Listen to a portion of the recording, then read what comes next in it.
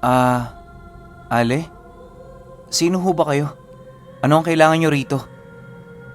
Tanong ni Ordon paglapit niya sa babae. Sino ako? Tinatanong mo kung sino ako? Hindi ba nakapagbigay ng abiso sa inyong matandang nanirahan dito? Sagot naman sa kanya ng babae. Pagkarinig dito ni Ordon, agad naman siyang napaisip, gawa ng ang buong akala niya wala ng kamag-anak si Lolo Juan. Ilang minuto pa ang lumipas, bigla naman siyang natigilan sa kanyang kinatatayuan nang makaramdam siya ng kakaibang ihip ng hangin na nanggagaling sa loob ng kanyang silid. Pagkasingit noon ng kanyang ama sa kanilang usapin, dali-dali naman siya doong bumalik upang tingnan ang bagay na umaagaw ng kanyang atensyon.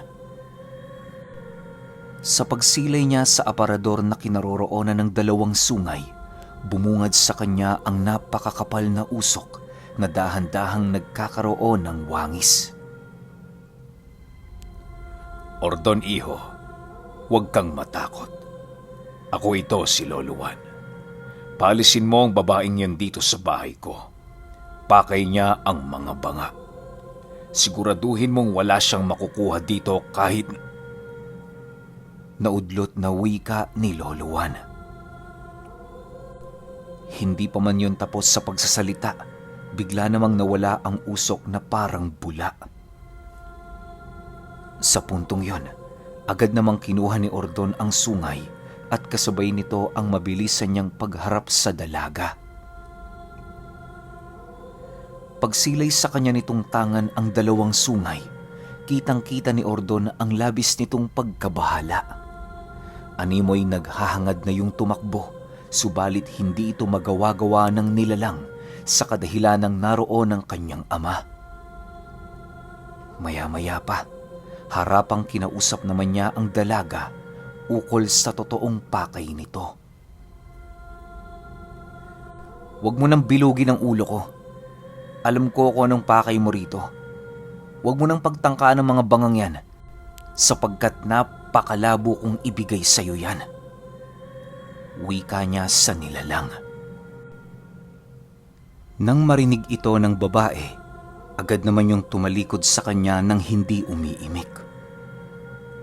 Habang naglalakad yun papalabas ng bahay, kitang-kita nilang magpamilya ang panginginig ng buong katawan nito. Ilang minuto pa ang lumipas, tuluyan na nga itong naglaho.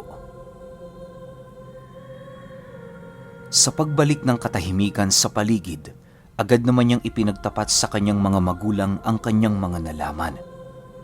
Nang marinig nito ang kanyang paliwanag, wala na yung nagawa kundi palagpasin na lamang ang mga pangyayari. Ilang araw pa ang lumipas, naging tahimik naman ang kanilang lugar. Walang gabi sa bawat araw na hindi siya naghihintay sa pagpapakita ni Lolo Juan, pero ni katiting na pagpaparamdam nito wala siyang nakuha. Upang masagot ang lahat ng kanyang katanungan, naghanap siya ng mga libro sa kabuuan ng bahay para magbasa. Malakas ang kanyang kutob noon na merong iniwang talaan ng kasaysayan ang matanda. Habang abala siya sa paghahanap, hindi niya natutukan ang lupain ni Lolo Juan. Kampante naman siya noon sa pamamalakad ng kanyang mga magulang, gawa ng inilahad na niya sa mga ito ang lahat ng mga bagay na maaari nilang gawin habang abala pa siya sa paghahanap. Isang araw, habang naglilinis siya ng bahay ng matanda, biglang pumasok sa kanyang isipan na pasukin ang nakakandadong silid. Kinaroroonan yon ng mga banga na naging huling habilin sa kanya ng matanda. Bagaman natatakot pumasok doon si Ordon, nilakasan niya ang kanyang loob sa paniniwalang doon niya makikita ang mga kasagutan sa kanyang mga katanungan. Habang binabagtas niya ang daan patungo sa silid na yon, mahigpit naman ang kanyang pagkakahawak sa dalawang sungay na kanyang nakita. Pagbukas niya ng trangka, bumungad sa kanya ang mga maliliit at malalaki na banga na kulay itim. Akala niya purong itim na banga lamang ang naroon sa lugar, subalit pagtungo niya sa pinakagitna nito, bumungad sa kanya ang isang banga na kulay ginto. Napakarami nitong abubot sa buong katawan na siyang agad namang nakaagaw ng kanyang atensyon. Sa pagpapatuloy ng kanyang pagmamasid, doon niya nasipat ang isang libro na kaharap ng mga banga. Kagaya ng silid, nagtataglay din yon ng isang natatanging kandado na halos hindi magawang mabuksan ng mga ordinaryong susi. Dahil sa wala naman siyang ideya sa susi ng trangka, sinubukan niyang maglibot sa buong paligid. Habang patuloy siya noong nag-iisip, nakasagi siya ng isang estatwa na nakakubli sa isang napakakapal na tela. Paghawi niya roon, bigla namang gumalaw ang nilalang na yon na siyang naging sanhi upang tuluyan siyang mapaatras patungo sa kinaroroonan ng isa sa mga banga. Sa hindi inaasahang pangyayari, bigla yung natumba na siya namang mabilisan nitong ikinabasag. Sa isang kisap mata lang, bigla ang nagkaroon ng napakakapal na usok sa loob habang patuloy na nagsisikumpulan ang napakaraming ipis na naninirahan sa loob ng banga. Sa isang iglap lang, bumungad sa mga mata ni Ordon ang isang nilalang na walang ulo at merong pangprailing kasuotan. Nagliliwanag ang mga kamay nito habang tangan-tangan ang putol nitong ulo. Sa pagsilay sa kanya ng mukha ng nilalang, doon niya nasilayan ang mukha ng demonyo na merong nagbabagang mga pangil. Maya-maya pa, biglang umisi sa kanya ang nilalang na yon habang dahan-dahang binabalot ng usok ang buong katawan nito. Maraming salamat sa iyo. Pinakawalan mo ko.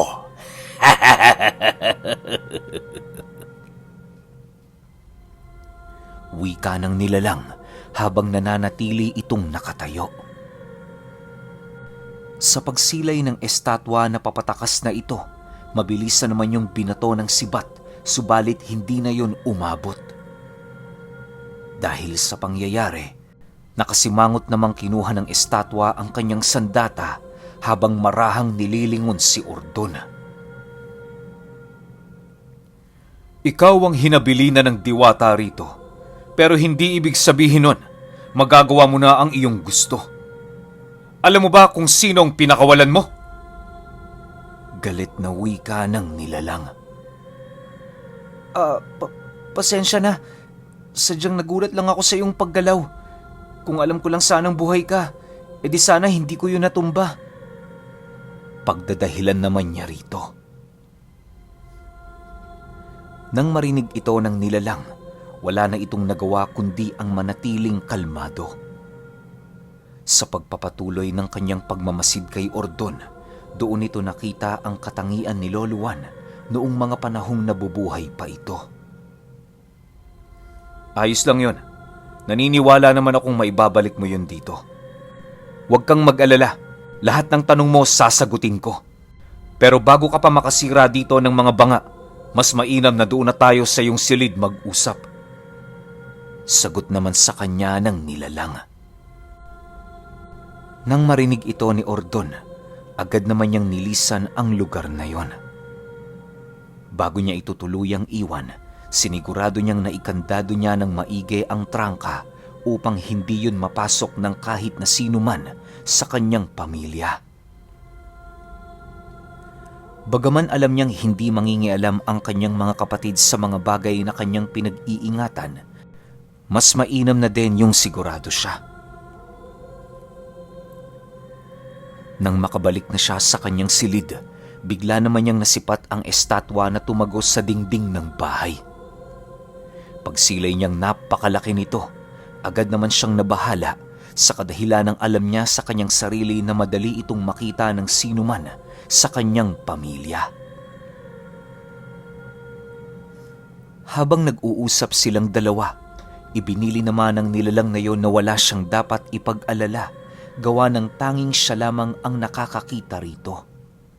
Hanggat hawak niya ang sungay, mananatili niyang makikita ang nilalang na ginawa ni Lolo Juan. Sa pagpapatuloy ng kanilang pag-uusap, doon na pag-alaman ni Ordon kung sino-sino ang mga nilalang na nakakulong sa bawat bangang naroon sa silid. Ang nakita niyang nilalang kanina, isang paring tumalikod sa responsibilidad na iginawad dito ng simbahan. Sa kagustuhan nitong sumalungat sa utos ng Diyos, gumamit yon ng aral sa kaliwa na merong koneksyon sa aral ng mga gabunan. Lahat ng mga Indio noong panahon ng Espanyol, walang habas nitong pinagpapapatay hanggang sa dumating ang puntong nakaharap na niya si Lolo Juan. Upang mapagdusahan ng praile ang kanyang nagawang kasalanan, ikinulong siya ni Lolo Juan sa isang banga kasama ang 10 iba pang nilalang na nakuha nito sa iba't ibang panig ng bansa. Dagdag pa ng estatwa na ang nakita niyang kulay gintong banga naglalaman ng isang kaluluwa ng isang nilalang na hindi dapat umahon sa mundo. Marami pa itong inilahad sa kanya pero ayon kay Ordon, mas mabuting isikreto na lamang ito. May mga pangyayari kasi sa nakaraan na mas ikabubuting itago na lamang magpakailanman. Sa pagpapatuloy ng kanilang pag-uusap, tinalakay ng nilalang na yon ang kanyang koneksyon sa namayapang matanda. Ayon dito na si Lolo Juan, hindi talaga isang ordinaryong tao, bagkus ay isang bathala ng kalangitan. Kabilang siya sa 4 na matataas na uri ng bathala na siyang nagbibigay ng balanse sa mundo ng mga tao. Kilala din itong tagahatol ng mga demonyo at tagapagtupad ng batas ng mga Diyos. Dagdag pa ng nilalang na yon, hindi totoong namatay si Lolo Juan. Siya ay namalagi lamang sa kanyang dating tahanan na kung tawagin ay awan-awan. Isa yung lugar na matatagpuan sa ibabaw ng kalangitan na siyang nakikita sa mundo ng mga mortal. Huwag kang mag-alala, Ordon, sapagkat darating ang panahon na muling babalik dito ang maging dusa upang muling magpataw ng hustisya sa lahat ng nilalang. Nagpapahinga lamang siya, nagbabawi ng lakas dahil sa napakahabang panahon na inilagi niya dito sa mundong ito. Mapalad ka tao, sapagkat ikaw ang kanyang napili na humalili sa kanyang pwesto sa mundong ito. Paliwanag ng estatwa. Matapos nitong makapagsalita, agad naman itong ibinigay sa kanya ang susi ng libro na nasa harapan ng mga banga. Bago siya nito muling pabalikin sa lugar na yon, ibinili ng estatwa sa kanya na magdoble ingat upang hindi na maulit ang insidente. Ipinagtapat din ito sa kanya na kung hindi dahil sa pagkawala ng praile, maaaring hindi niya mahawakan ang librong pinaka-iniingatan ni Lolo Juan. Nang mailahad na nito ang mga mahalagang bagay, agad din naman yung naglaho. Sa pagbalik ng katahimikan sa paligid, dali-dali namang tinungo ni Ordon ang silid upang kunin ang nasabing libro. Paglabas niya sa kanyang kwarto, bumungad naman ang kanyang kapatid na tulala habang nakatitig sa kanya. Hindi mo ba tutulungan sila, Itay? Alam mo namang may sakit ako eh. Tapos ikaw tumutunga ka lang dyan. Doon ka nga! Tumulong ka sa palayan! Galit na wika ng kanyang nakatatandang kapatid. Dahil sa kanyang narinig, hindi na ipagpatuloy ni Ordon ang nais niya sanang puntahan. Wala naman siyang magagawa kundi sundin ito sa kadahilan ng meron siya doong kasalanan. Habang binabagtas niya ang daan, Maigi naman niyang pinag-isipan ang mga bagay na inilahad sa kanya ng estatwa. Bagaman maraming palaisipan dito, pinili niya pa rin yung unawain at intindihin. Sa pagdating niya sa kinaroroonan ng palayan, tumambad ang kanyang mga magulang na abalang-abala sa pagtatanim. Kasakasama ng mga ito ang iilan sa kanilang mga trabahador na masayang nagtatrabaho. Paglapit niya sa kanyang ama, agad naman siyang kumuha ng mga binhi ng palay upang umpisahan ang kanyang trabaho. Isinantabi niya muna ang kanyang mga gawain upang mas madali silang matapos. Habang nasa kasagsagan sila ng pagtatanim, bigla namang natigilan si Ordon nang masipat niya ang 2 taong may suot-suot na balabal na halos sumayad na sa lupa. May 2 asong sumusunod din sa mga ito na nagdadala ng napakapangit na presensya. Pagsilay niya sa pagmumukha ng nilalang, agad naman siyang napaupo sa putikan nang masipat niya yung blanko ang pagmumuka. Labis itong ikinagulat ni Ordon sa kadahilanang tandang-tanda niya ang tungkol sa mga nilalang na yon na ibinahagi ng estatwa. Walang sabi-sabi, agad naman niyang dinukot ang 2 sungay at kasabay nito ang mabilisan niyang paghabol sa 2 panauhing kampanting naglalakad. Ngunit sa pagramdam ng mga ito na siya ay papalapit, mabilisan naman yung kumaripas ng takbo habang patuloy na humahalakhak. Pagdaan nito sa isang makipot na daan patungong baryo, laking gulat na lamang ni Ordon nang masipat niya yung maging mga baka na kulay itim. Sumuot ang mga nilalang na yun sa talahiban na siyang naging sanhi upang hindi na niya ito mahabol. Pagbalik niya sa palayan, agad naman siyang kinausap ng kanyang ama ukol sa bagay na ginawa niya. Habang nagpapaliwanag siya rito, bigla namang pumasok sa kanyang isipan ang kanyang kapatid na naiwan sa kanilang tahanan. Bagaman nagduda siya sa naging kilos nito, mas pinili niyang tapusin na muna ang kanilang trabaho. Kinahapunan, pagbalik nila sa bahay ni Lolo Juan, tumambad sa kanila ang kanyang kapatid na nakaupo sa gilid ng pinto. Tulalang-tulala ito at napakaputla ng buo nitong katawan. Pagsilay nila doong labis ang panginginig, agad naman nila yung nilapitan habang patuloy na tinatanong ukol sa mga nangyari. Ngunit sa kasamaang palad, hindi naman sila nito masagot na para bang wala na yung kakayahan para magsalita. Dahil sa naroon pa naman ang mga magulang ni Ordon, nagpasya siyang tunguhin ang silid na kanyang ikinandado. Pagpasok niya rito, bumungad sa kanya ang estatwang itinututok ang sibat sa kanyang harapan. Ordon, traidor ang kapatid mong yan. Siya ang nagpalaya sa 2 pang nilalang na nakakulong sa mga bangang ito. Mas mainam na wala kang pagkatiwalaan sa kanila. Hindi mo alam kung ano mga iniisip nila habang wala ka. Pasalamat siya. Kapatid ka niya kaya sinanto ko pa siya kahit papaano.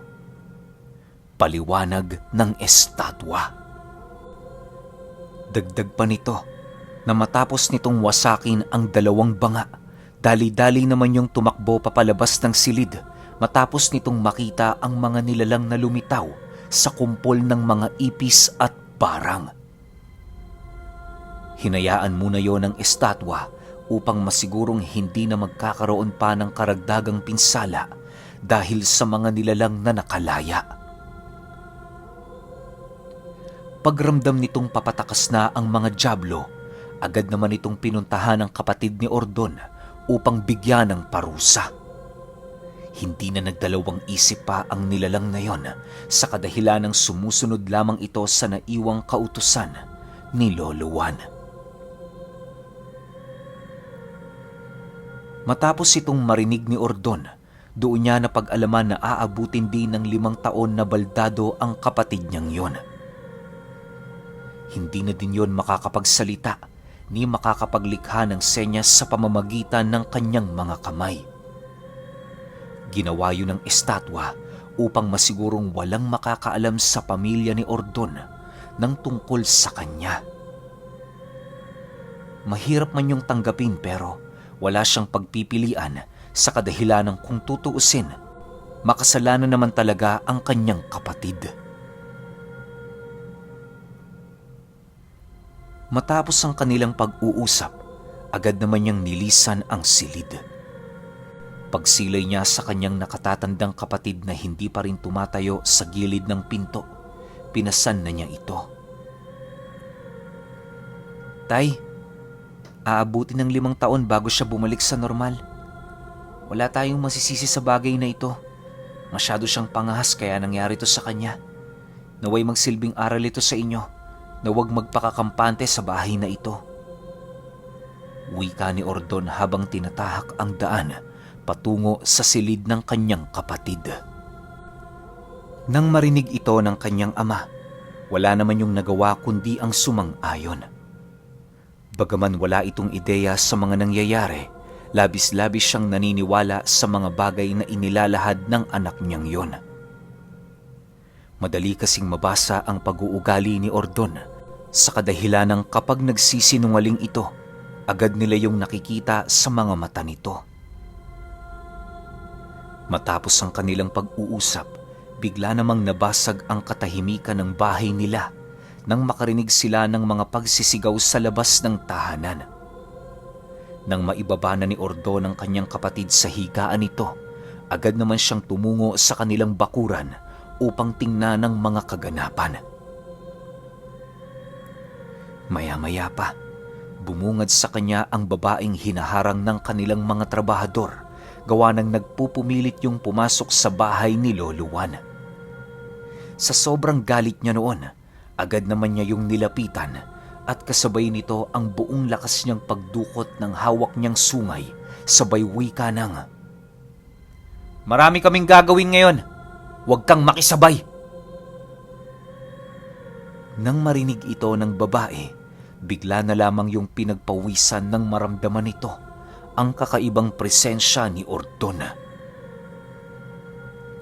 Imbis na magpatuloy pa ito sa kanyang pagwawala, bigla na lamang yung huminahon habang sumasagot sa kanya ng, Sige, dahil abala ka, mamayang gabi na lang tayo magkita. Paalam sa'yo.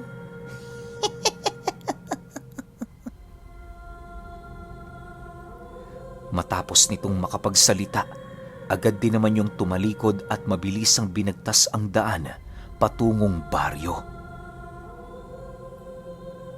Sa pagbalik ng katahimikan sa buong paligid, nananatili pa ring tahimik si Ordon. Minabuti niyang seryosohin ang sinabi ng babaeng yon upang hindi sila malagay sa alanganin. Maya-maya pa, bigla namang nabaling ang kanyang atensyon sa isa sa kanyang mga trabahador nang bigla siya nitong tapikin. Hayaan mo na yun, Ordon. Baliw talaga ang babaeng yun eh. Sa pagsapit ng gabi, nananatiling alerto si Ordon. Upang hindi maalis ang kanyang atensyon sa kanilang tahanan, minabuti niyang wag na munang makisali sa ginagawa ng kanyang mga magulang sa silid ng kanyang nakatatandang kapatid. 2 oras pa ang lumipas, tuluyan ng binalot ng katahimikan ang kanilang bahay. Alam ni Ordon na siya na lamang ang nananatiling gising noong mga oras na yon dahil pagod sa trabaho ang bawat miyembro ng kanilang pamilya. Habang nagmamasid siya sa labas ng kanilang tahanan, bigla namang naagaw ang kanyang atensyon ng isang panauhin na naglalakad sa harapan ng kanilang bahay. Pagtama ng liwanag sa panauhing yon, bumungad sa kanyang mga mata ang babaeng nakangisi habang ipinapakita sa kanya ang napakahaba nitong kulay lilang dila. Maya-maya pa, bigla naman yung nasipat ni Ordon na tumalon sa bakod ng kanilang bakuran na siya namang labis niyang ikinagulat. Sa puntong yon, halos kumawala na ang mga daga sa kanyang dibdib, gawa ng hindi na niya alam ang mga bagay na kinakailangan niyang gawin. Mahirap mang isipin pero ni katiting na karanasan sa pakikipaglaban sa ganoong uri ng nilalang, hindi pa naranasan ni Ordon. Sa pagpapatuloy ng kanyang pag-iisip, bigla namang lumitaw sa kanyang tabi ang estatwang nagbabantay sa mga bangka. Hawak-hawak nito ang matulis nitong sibat habang nagwiwika ng, "Ikaw na muna ang magbantay rito. Siguraduhin mong walang makakapasok sa silid ko. Huwag kang mag-alala. Bahay ito ng bathala. Hindi niya ito iiwan ng walang kahit na anong depensa." Matapos makapagwika ng estatwa, bigla naman yung naglaho sa kanyang harapan at kasabay nito ang paglitaw nito sa labas ng kanilang tahanan. Sa unang pagkakataon, nasipat ni Ordon ang kakayahan ng nilalang na higit pa sa kanyang inaasahan. Madali lang para dito na madarag ang babaeng yon sa kabila ng lakas nito at pagkakaroon ng napakaliksing katawan. Habang patuloy niyang pinagmamasdan ang dalawang naglalaban, kitang-kita niyang dehado ang babae sa kahit na anong estado. Wala din itong nagagawa sa estatwa kundi ang umilag ng umilag. Ilang minuto pa ang lumipas, bigla naman siyang napalingon sa silid na kinaroroonan ng mga banga nang makarinig siya dito ng malalakas na kalabog. Upang masipat ang nasa loob nito, agad naman niya yung binuksan kung saan tumambad sa kanya ang mga bangang animoy nag-uuntugan. Pagramdam ni Ordon na binabasag ng mga ito ang mga bangang kanilang kulungan, agad naman niyang ginawa ang lahat ng kanyang makakaya upang mapigilan ang binabalak ng mga nilalang.